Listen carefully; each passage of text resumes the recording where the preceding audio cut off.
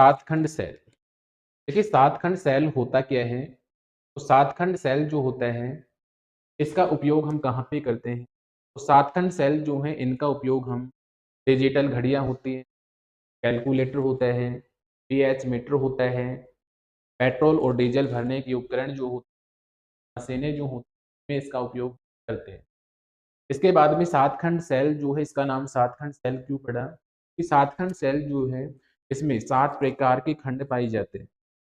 7 प्रकार के खंड जो हैं, से लेकर जेड तक इसमें पाए जाते हैं। इसलिए इस सेल का जो नाम है, वो सात खंड सेल पड़ा, 7 सेगमेंट सेल बना। और सात खंड सेल जो है, 7 सेगमेंट जो सेल है, इसमें मुख्यतया हम 0 से 9 तक के जो अंक हम यहाँ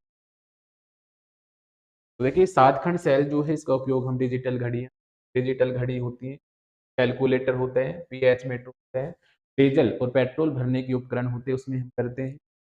यहाँ से इसमें 0 से 9 तक के अंकों का क्या किया जाता है? उपयोग किया जाता है। और यहाँ पे ए से लेकर जे तक इसमें 7 खंड होते हैं, इसलिए इसका नाम जो है वो सात खंड। अब सात खंड सेल जो है, इसकी प्रोसेस किस प्रकार से होती है? तो सात खंड सेल जो होता है, इसमें सबसे पहले संख्याएँ जो होती हैं, उन संख्याओं को बाइनरी संकेत, बाइनरी कोड जो होता है, परिवर्तित किया जाता है।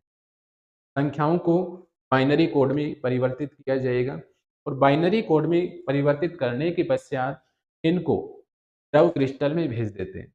और द्रव क्रिस्टल जो होता है, वो सात खंड सेल में न्यूमेटिक जो द्रव क्रिस्टल होते हैं, उनका यहाँ पे हम उपयोग करें। कि न्यूमेटिक द्रव क्रिस्टल क्या होते हैं?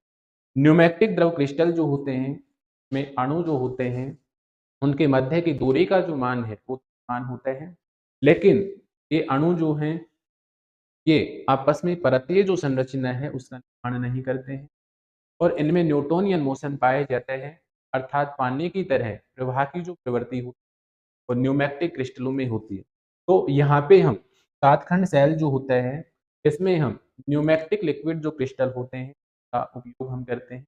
मैंने आपको बताया कि सबसे पहले इसमें संख्याएँ जो होती हैं, उनको बाइनरी कोड में चेंज किया जाता है। इसके बाद इनको अंदर न्यूमेटिक जो लिक्विड क्रिस्टल होता है, उसमें किया जाता है।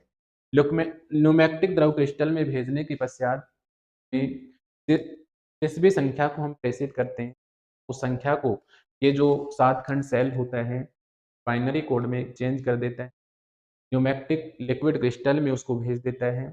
तो जो संख्याएँ हमने प्रेषित की थी, वो संख्याएँ जो हैं, वो धुंधली हो जाती हैं, अपारदर्शी हो जाती हैं, अविरल हो जाती हैं।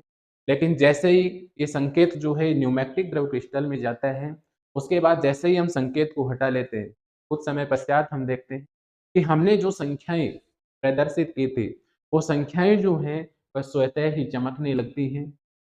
तो इस प्रकार से सात खंड सेल जो होता है, क्रियाविधि होती है।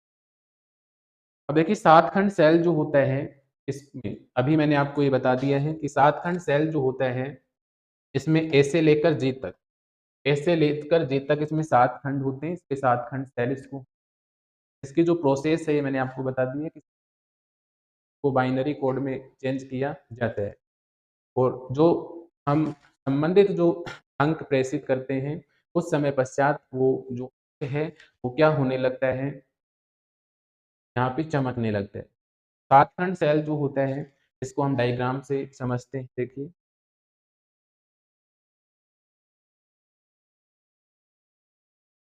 ये 7 खंड सेल का डायग्राम होता है, इसको डायग्राम से हम समझ 7 खंड सेल जो है, इसका नाम 7 खंड इसलिए पड़ा, इसमें 7 खंड होते हैं, जैसे इस प्रकार से हम डायग्राम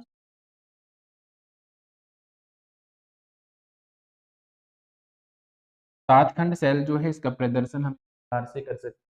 यहाँ पे देखिए, ये ए हो गया, ये बी हो गया, ये सी, ये डी, ये ई, ये F, A B, A B C D E F और यहाँ पे ए से लेकर जे तक 7 खंड इसमें पाए जाते हैं।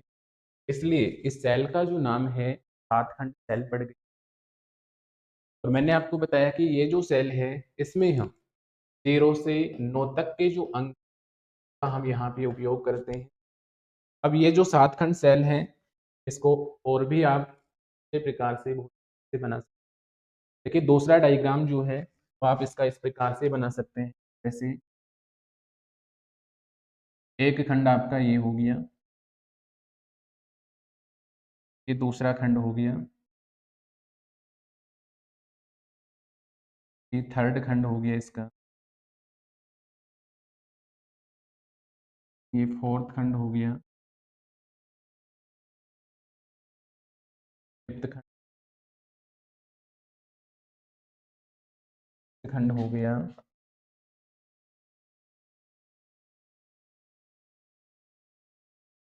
और ये आपका हो गया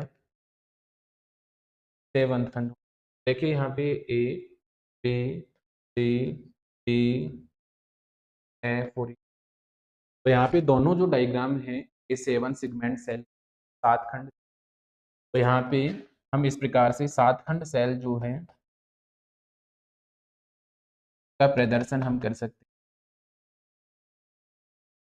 तो ये 7 खंड सेल था।